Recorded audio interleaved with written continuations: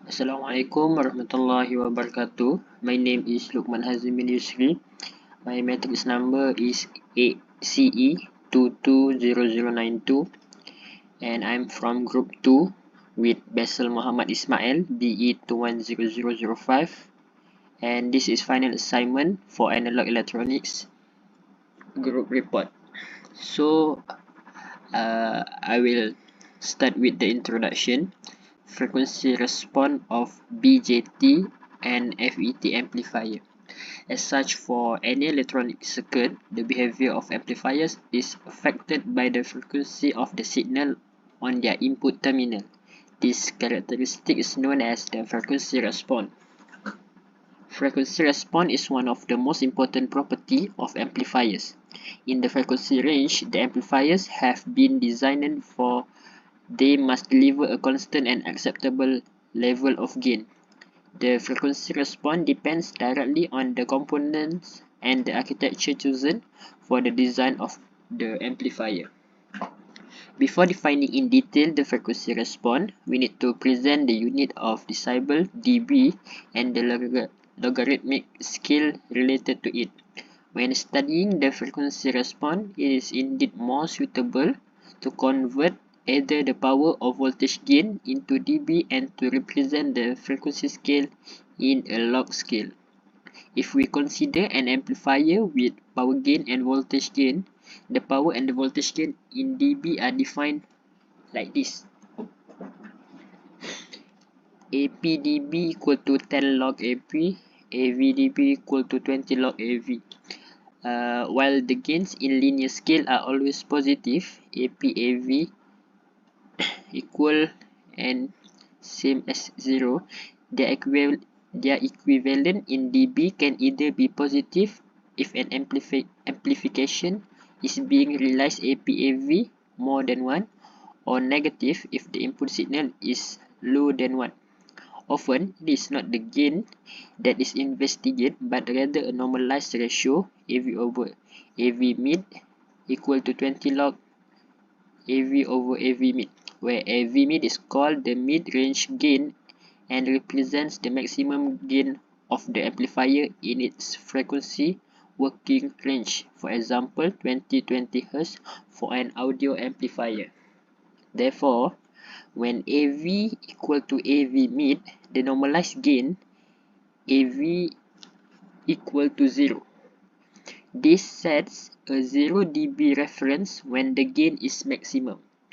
It is important to note that when the power is divided by 2, we will observe that AP equal to 10 log 0.5 equal to negative 3 dB.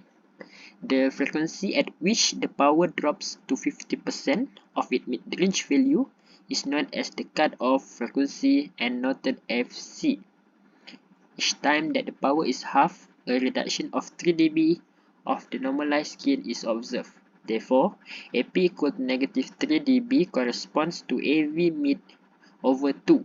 AP equal to negative 6 dB corresponds to AV mid over 4, and so on. The most common tool used to represent the frequency response of any system is the Bode plot. It consists of the normalized gain AV as a function of the frequency in log scale. For example,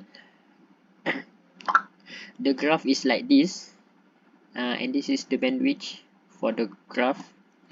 The light blue curve is called a asymptotic representation, while the dark blue curve is the real frequency response of the circuit. In figure 1, we can see two different cutoff frequencies that can be distinguished. FLC for low cutoff, this one, and FHC is for high cutoff. The quantity FHC minus FLC is called the bandwidth. FHC minus FLC is equal to bandwidth and represent the frequency range where the gain is above negative 3 dB. One last observation can be given about the slope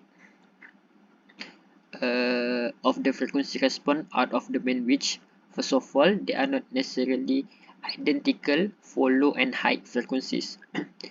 The slope has a value that depends on the reactance of the components that induce a dependency with the frequency.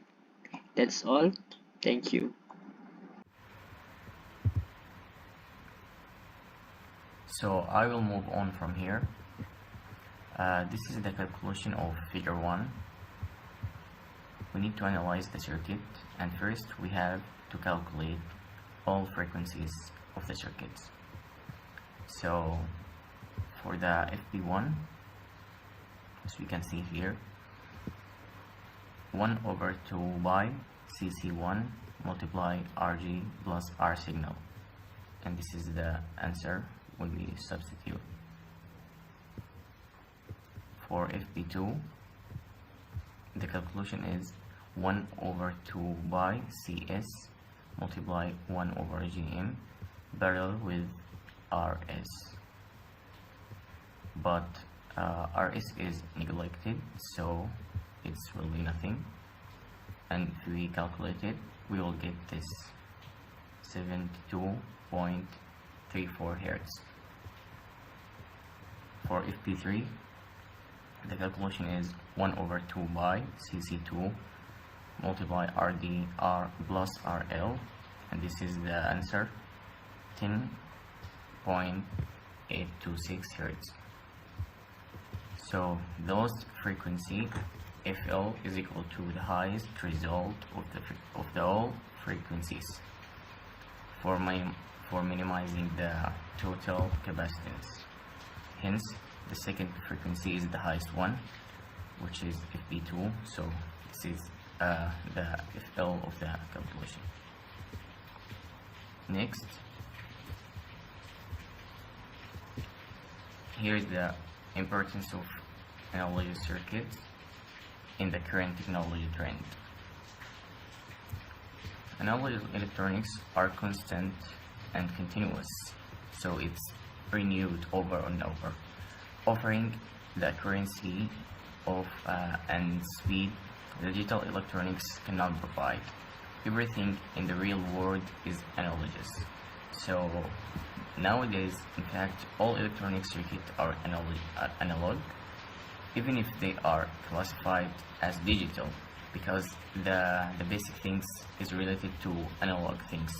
So this is how it works. Expertise in analog electronics is therefore special in electronic development. And when most people think of electrical and electronic engineering, they think computing and the digital world. While it is true, the digital know-how is vital in the world in which we live.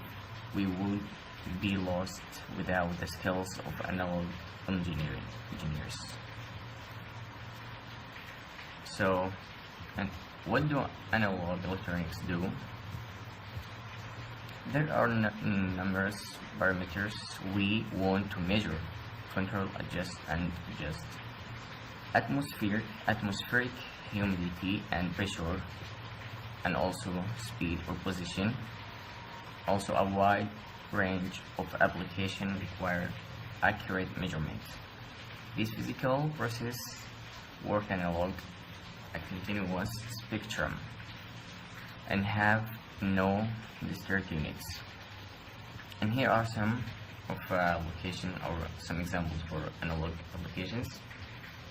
Analog device example: cassette players and camera that take films, fax machines, the clocks, the traditional ones, and the microphones also. And for the conclusion, we can calculate that the frequency response of a device or a circuit describes its operation over a specified range of signal frequencies by showing how its gain or the amount of signal it lets through changes with frequencies. Body blocks can be used to solve design issues.